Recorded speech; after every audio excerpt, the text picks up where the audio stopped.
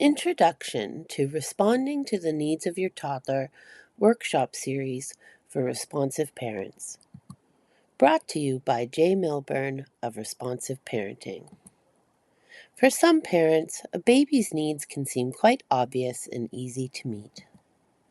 Other parents may have found the infant stage came with its own challenges.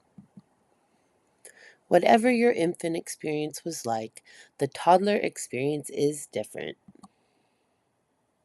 How are toddlers different from infants? A baby's main focus is establishing trust in their attachment figure. A toddler's main focus is establishing trust in themselves. Babies have minimal ways that they can communicate their needs. Toddlers are developing new ways to communicate all the time. Infants seek connection. Toddlers seek autonomy.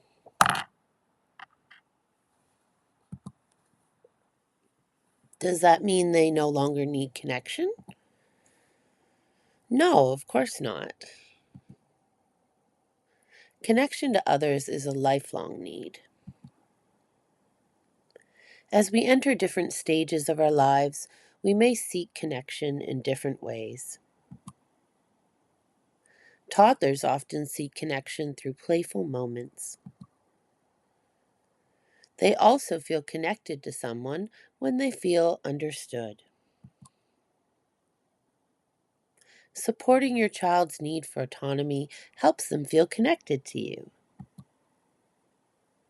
It also helps your child to feel safe in this new journey of self-discovery. The story Red is Best by Kathy Stinson very simplistically captures the perspective of the toddler mind.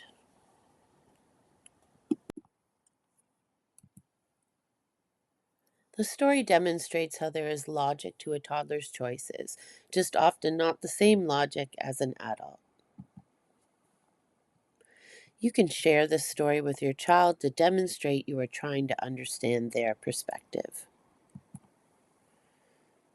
The transition to toddlerhood is similar to adolescence.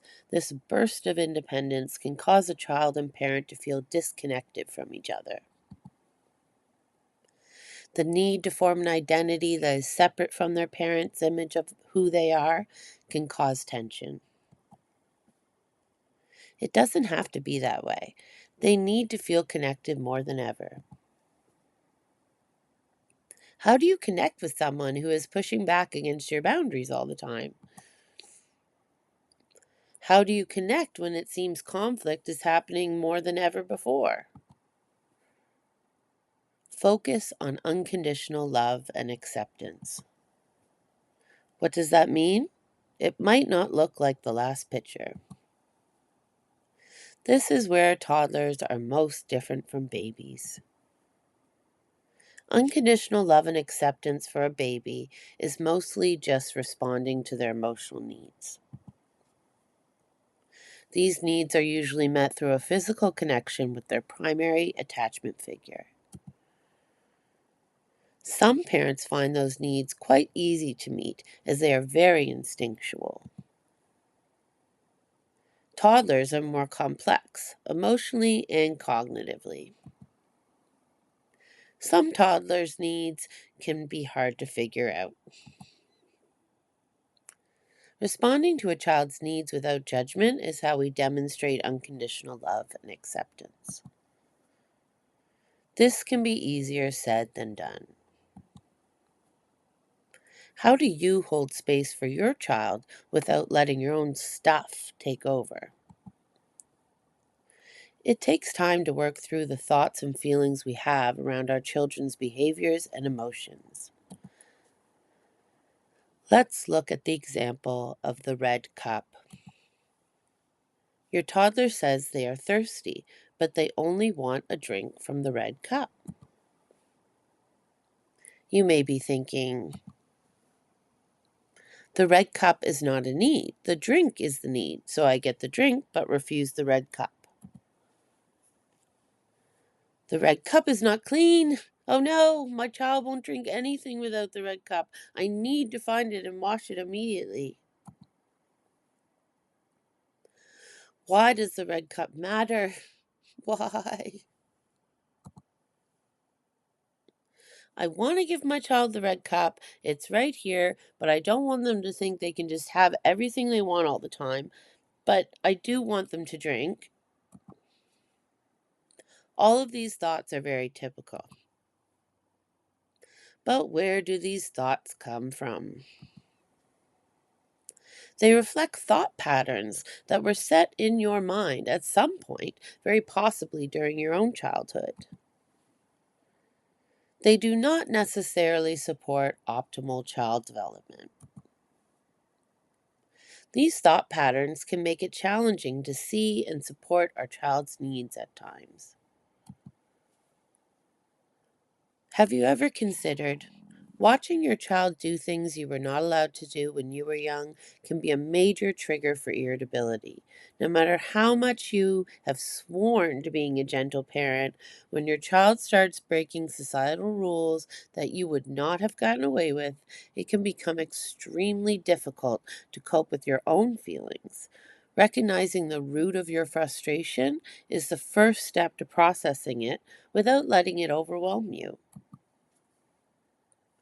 In our next session, we will deconstruct these common thoughts, patterns, and perceptions. But first,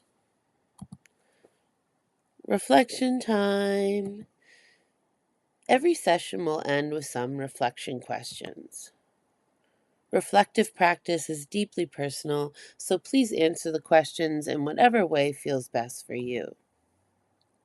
Communicating our thoughts in some way is an option. You may choose to discuss with a friend or partner, journal your thoughts, or even maybe express your thoughts creatively through music or art. You also may choose just to think about the reflection questions. However you choose to reflect, you are doing the work. This can be some really emotional work. If you experience challenges with your mental health while engaging in this process, take a break and contact a mental health professional or hotline. We will also be discussing these reflection questions in the private group. Want to join the private group? Subscribe to a responsive parenting community membership through Patreon. Pause and reflect. Let's reflect on our expectations. What is your thought process when faced with a red cup situation? What are your expectations of your toddler? What are your expectations of yourself? What expectations did you feel were placed upon you as a child? What are your expectations of this workshop series? You can pause right here if you'd like to go through them more slowly. Legal disclaimer. Jessica Milburn is not a medical doctor and is not qualified to offer a formal diagnosis. Jessica has a degree in child development and diploma in early childhood education from Seneca College in Ontario, Canada. All advice is general in nature and should never replace medical advice. If you ever see or read something that does not align with what a medical professional has recommended, but it resonates with you, we encourage you to ask questions and get a second opinion if you would like. Thank you for joining me for our first session. I'll see you for the next session.